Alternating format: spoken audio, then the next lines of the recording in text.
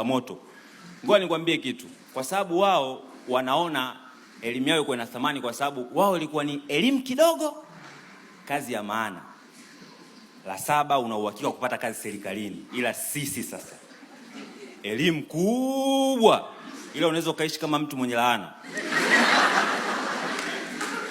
Wewe shuleni miaka 13. Hiyo ni primary to advance. Unasikia maneno mtaani watu wanasema, "Oh, siwezi kuongea bila mwanasheria wangu." Unajua wanasheria dili. Unafika chuo, unaamua kusoma zako diploma ya sheria miaka 2, degree miaka 4, unapiga na mwaka wako mmoja wa law school. Ukifika mtaani sasa, kumbe unagundua sasa kumbe kuna watu wanaweza wakazungumza bila wanasheria Unaamua kufungua zako duka status.